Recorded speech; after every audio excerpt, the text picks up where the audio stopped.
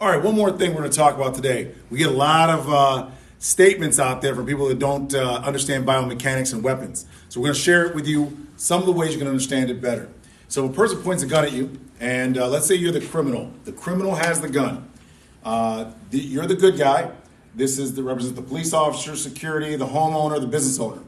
And he says, drop the gun. Drop the gun. Yeah, he says, drop the gun, and if I pull this up, he's going to fire. He's going to yell, he's ready to shoot, his finger's on the trigger, and he's going to shoot if I don't drop this gun. Drop the gun. Not only was he unable to shoot me first, but my gun was clearly up and able to shoot him first. Let's do it again. This time it's going to be show me your hands. My hands are behind my back, and he's going to shoot me if I pull out this weapon. Show me your hands. It's literally impossible to beat that because by the time his brain saw the weapon come out, he was already shot. And let's say we don't do that. Let's say he says, show me your hands. And he's going to shoot me if I pull out a gun. Show me your hands. Now, the reason why that works is because when I grabbed when I moved, I'm out of the way, out of the line of fire. He shot, and I peeled the gun back. Now, the way that works is this. Even if he uses two hands, this is a lever. You can literally control a weapon just by pushing it, even with your finger. You can control it. You can actually redirect it with two fingers. And it's not because he's weak. It is because biomechanically, you cannot control this. It becomes a lever in the hand. So you can actually strip it downward.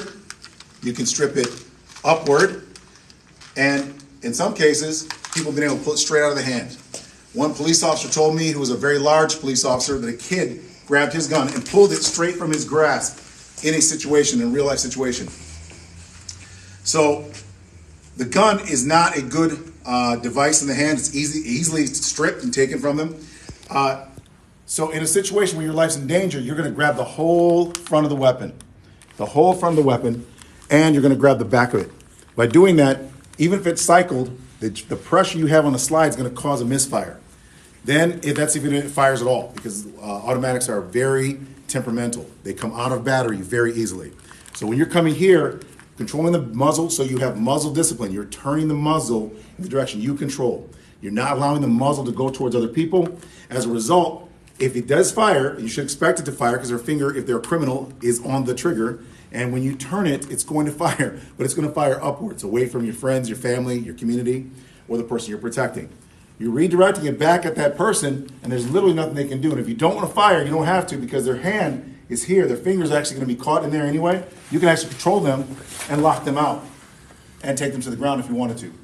Lots of options from here. So human reaction time means that even if he came here and he says, put my hands up, and he's going to rob me, what I can do is come off the line of sight and increase my survivability by going forward. And some people will say, well, what if you get shot? Well, sometimes you get shot, but here's what you don't want. You don't want to get shot a lot. So hurry up and get the gun. The only thing worse than getting shot and stabbed is getting shot and stabbed a lot. Hurry up, get the gun. You will not be the first person who is able to survive being shot.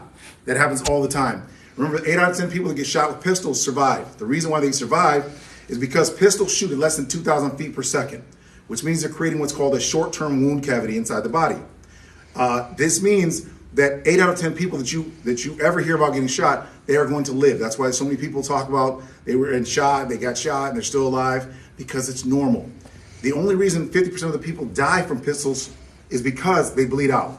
So if you know someone that gets shot, if you ever get shot, the first thing you do is stay calm. Remember, you're probably not going to be one of the ones that die anyway, which helps a lot psychologically. But also, you want to stop from having hypovolemic shock. What causes death is a loss of blood, not the actual gunshot. 50 Cent, a rapper, was shot many times. He's alive. He was shot on multiple occasions. He's alive. He was shot by an AK-47, which is a rifle, and he is alive. 6 of our team members have been shot. 1 female, 5 men. They're all alive. One of our team members was shot 7 times, and he was not a very big guy. That is because we live in Detroit. And in Detroit, there is level 1 trauma hospitals very close to us. Those level 1 trauma hospitals have surgeons that are used to dealing with gunshot wounds. As a result, they know what to do and how to keep people alive because they're so used to dealing with so many gunshot wounds. As a result, all of our staff members are alive. So the reality is, wherever you live, wherever you go in the world, You need to know where level 1 trauma hospital is, so you need to know where the surgeons are that actually could help with a gunshot. Because if you transport someone to a hospital that's not equipped with that type of surgeon, they're just going to take it from there anyway. You could have done that yourself in an emergency situation where you decide to take someone who is shot to get aid. Okay? All right, so remember, the gun is a lever. As long as you apply pressure, you can control it. Even a finger could control this weapon. So in real life, you would grab with your whole hand. Don't run up to criminals with your finger out. That is not going to work. I promise. You don't go, oh, I saw this on TikTok. I'll take my finger and go up like that. That's not going to help you. You got to grab the whole gun, grab the back, redirect, and now you have controlled the weapon. And if you have a weapon you are carrying, this is something that's very important. If I go for my weapon here, and he's going to shoot, the time it takes me to draw my weapon is going to get, that's how I'm going to get shot. Because I did not take into account the fact that 1,000th of a second was me reaching for my weapon, the other 1,000th was me pulling it out, and I'm already going to be shot. So now I'll be shot a lot. So what we want to do is reduce that. Even if I was carrying a weapon and the person pulled the weapon, I'll get out of the line of sight, redirect, and then if I wanted to, I can engage using my weapon. But what I would not do that, even if I was at distance here, because I don't want to get more rounds. Backing up will get more rounds into the person, and what you want to do, instead of backing up and giving them more space to shoot you, you want to go forward and dominate the threat. You have lots of options as long as you're going forward.